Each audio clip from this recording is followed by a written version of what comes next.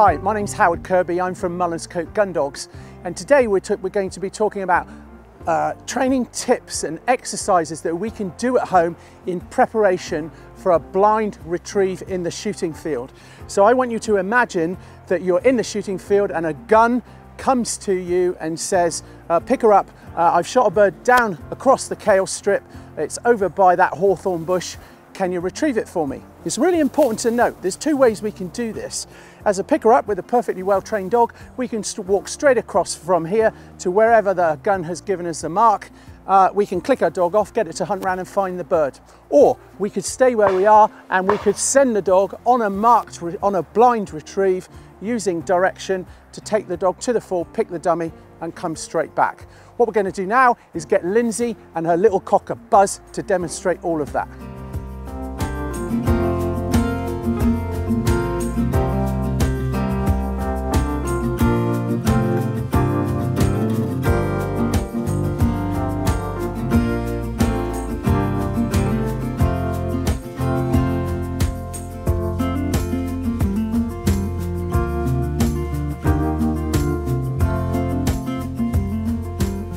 So what we're going to do now is we're going to look at 3 different exercises that we can do at home in preparation for doing a blind retrieve in the shooting field. It's really important to note that we're starting at a fairly advanced level, and I'm going to assume that you've already done lots of practice in mark retrieves, memory retrieves and blind retrieves on the training field. What we're going to do out here today is look at how we could use this central pathway, maybe a hedge line or a bank. We can run the dog alongside a hedge line or a bank, or finally we can use a tram line in a cover crop that will enable you to guide your dog or help you to guide your dog in a straight line to wherever you think that blind retrieve is. So the blind retrieve, let's talk about the first thing we're going to do out here today. And what we're going to do is we're going to use this lovely track, this mown alleyway, to guide our dog along the track to help him. Remember, if we're to be successful in the shooting field with a dog, it's you being able to help the dog. So I've also got this white dummy just to demonstrate how we could stand this up. So we could stand this up on the ground, and as the dog approaches the blind retrieve, as he gets closer to it, he'll see it. That'll help to draw him onto it. What's happened for this scenario is I've already pre-laid a dummy down the track. It's about 100 meters away, so this is quite a long straight line for a dog. So bear with me. So I need to make sure I've aligned the dog correctly. Zach.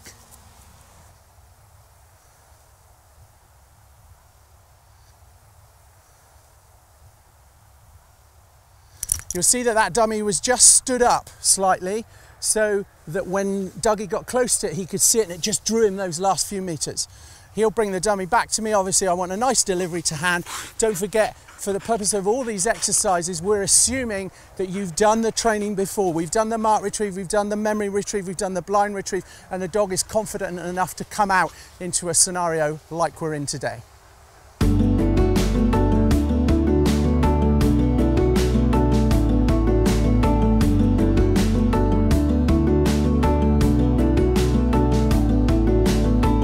So our first technique was to use a really clearly defined track or footpath to help guide the dog.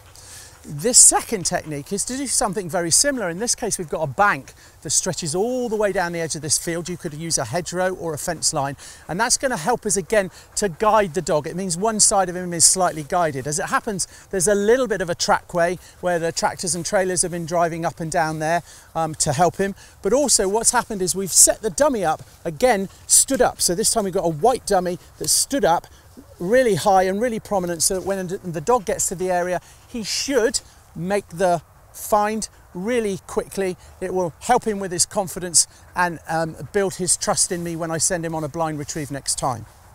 So let's get this dummy out of the way. That will act as a distraction, by the way. Now I need to make it very clear to Dougie that I want him to go straight down the track. The setup work we've done in earlier training will help us here. Back.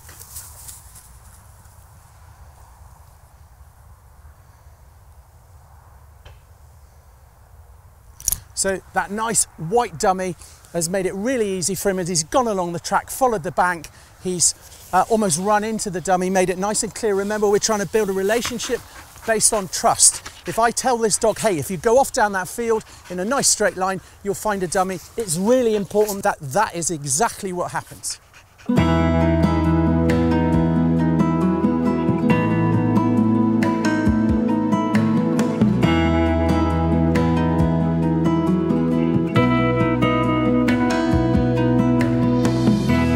So this is training tip number 3 on the blind retrieve series.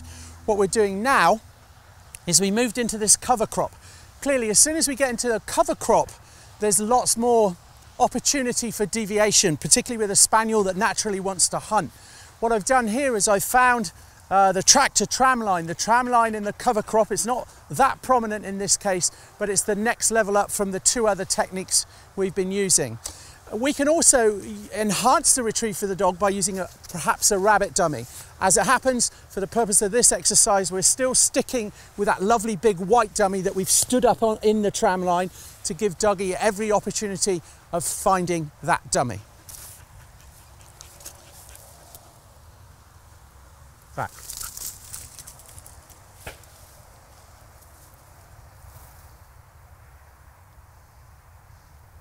So he's found that really easily. He's made a nice clean lift of it. All I need for him to do is to come straight back to me and deliver to hand. Once again, guys, although this exercise is relatively easy in the grand scheme of blind retrieves, it's really important that we make it successful. Without too much hassle, dog takes the line, he's running in a new environment, he's running in a cover crop. Don't underestimate how difficult that is for a young dog that's in training. And again, we've had a quick and easy success, all based on me giving him straightforward and clear instruction.